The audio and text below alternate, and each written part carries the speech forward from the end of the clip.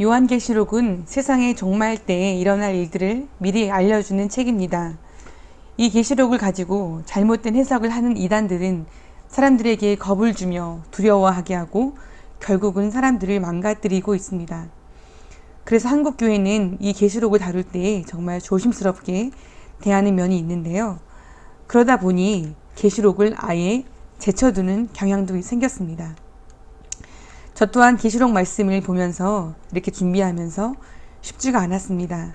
그럼에도 불구하고 하나님께서 이 계시록의 말씀을 주신 이유도 우리에게 꼭 필요하기 때문에 주셨으리라 믿고 오늘도 이 말씀 속에서 하나님의 뜻을 발견하게 되기를 소원합니다.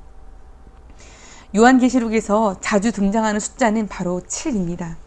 7 하면 우리는 좋은 이미지가 있지만 이 계시록에서만큼은 7이라는 숫자가 그렇게 좋은 의미는 아닙니다. 7가지의 재앙 시리즈가 이어서 나오는데요. 7개의 인, 7개의 나팔, 7개의 대접이 이렇게 나옵니다. 인을 뗄 때마다, 나팔이 불릴 때마다, 대접이 쏟아질 때마다 각종 무서운 재앙이 시작됩니다.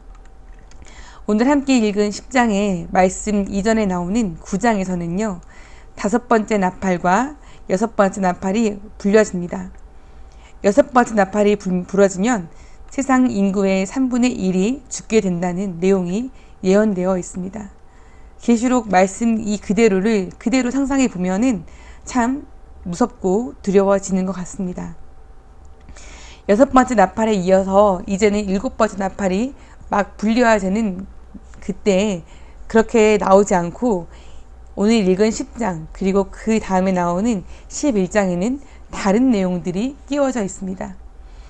어떤 내용이냐 하면은 세상의 종말이 시작되는 가운데 온통 어둡고 절망적인 상황 가운데에서도 교회는 어떠한 자세를 가져야 할지 이 10장과 11장 말씀에 기록되어 있습니다.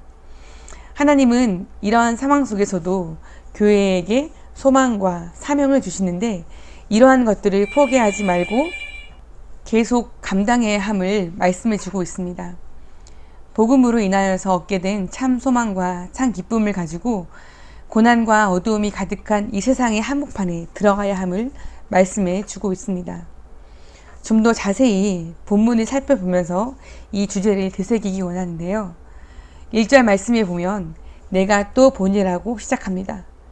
사도 요한이 자신의 상상으로 쓴 것이 아니라 분명히 자신에게 보여진 것, 자신이 본 것을 기록한 것임을 알 수 있습니다. 6번째 나팔이 불려지고 그 재앙이 일어난 후에 힘센 다른 천사가 구름을 입고 하늘에서 내려옵니다. 그 머리 위에는 무지개가 있고 천사의 얼굴은 해와 같고 그 발은 불기둥 같다고 합니다. 이 천사는 분명 예수 그리스도는 아니지만 그 모습은 마치 예수님의 이미지를 떠오르게 합니다. 그리고 그 천사의 손에는 작은 책이 펼쳐져 있습니다. 이 천사의 오른발은 바다, 왼 땅은 땅을 밟았다고 하는데요. 그만큼 천사의 크기가 얼마나 컸는지 짐작할 수 있습니다. 또한 바다와 땅은 결국 온 우주 만물을 의미하는데요. 이 우주 만물의 주인이 예수님임을 의미하고 있습니다. 이어서 이 천사는요, 사자가 부르짖는 것 같이 큰 소리로 외치는데요. 말을 할 때마다 우레소리, 그러니까 번개가 친 다음에 쿵쿵쿵 하는 그 우레소리에 7배나 되는 그 큰 소리로 천사가 말을 하게 됩니다. 사도 요한은 그 천사의 말을 기록하려고 했지만 그때 천사가 쓰지 말라라고 명령합니다.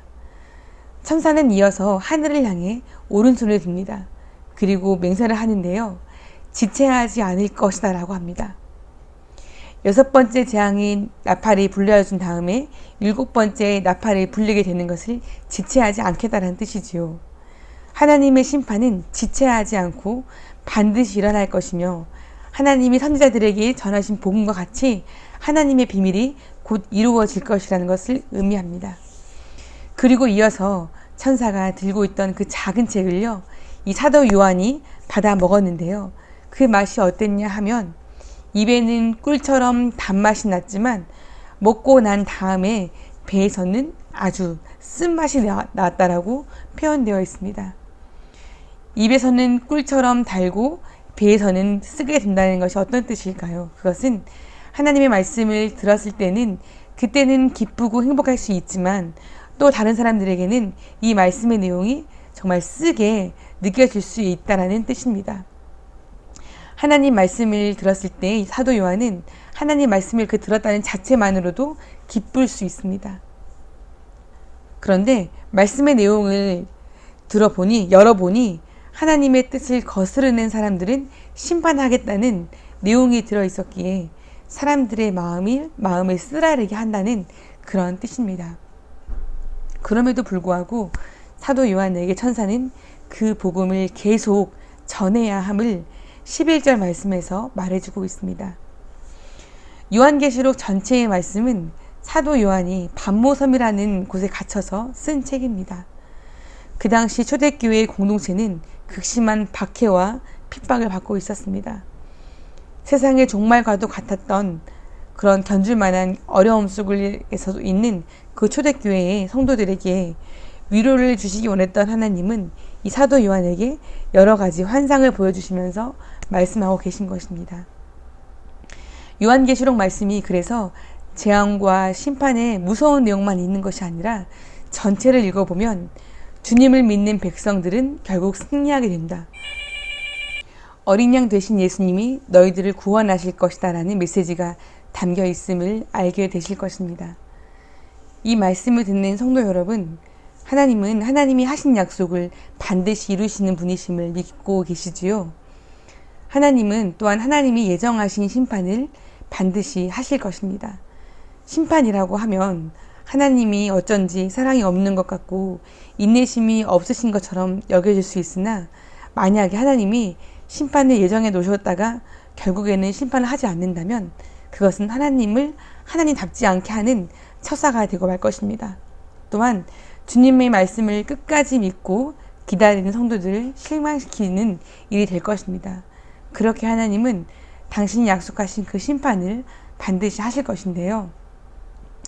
오늘 10장 말씀에서 천사가 지체하지 아니하리라 하고 말했던 것처럼 하나님의 심판은 반드시 이루어집니다. 우리의 생각에 우리 시간의 계산 속에서 느려지는 것 같지만 하나님은 하나님이 계획하신 대로 반드시 이루실 것입니다. 평소에 하나님 말씀을 잘 지키는 사람들에게는 하나님의 심판날이 두렵지 않을 것입니다. 오히려 예수님이 이 땅에 다시 오셔서 우리의 눈물을 닦아주시며 우리를 안아주시는 그 날을 기다리고 있을 것입니다. 하지만 예수님의 구원하심을 믿지 않고 자신의 마음대로 살았던 사람들에게는 이 요한계시록의 말씀이 두려울 뿐이고 하나님의 심판이 이루어지지 않기를 바랄 것입니다. 이들에게는 하나님의 말씀도 자신들을 못살게만 구는 쓰디쓴 음식과 같은 비슷한 느낌을 받을 뿐일 것입니다. 이 말씀을 듣고 있는 성도님들도 주님이 다시 오심을 기다리며 자신의 백성들을 모두 구원해 주시고 하나님의 완전한 나라를 속히 이루어 주시기를 바라고 계실 것입니다. 그러나 여전히 우리의 믿음을 흔들리게 하는 세력들이 있습니다. 어두운 세상이 그럴 수 있고 각종 유혹이 우리를 힘들게 할 수 있습니다. 그럴 때일수록 우리는 깨어서 기도하며 주님의 말씀으로 그 모든 것을 이기고 살아야 하겠습니다. 오늘도 저와 여러분이 세상의 끝날이 다가오는 중에 살아가겠지만 예수님의 완전한 구원을 기다리시면서 인내하며 승리할 수 있기를 예수님의 이름으로 축복합니다. 아멘.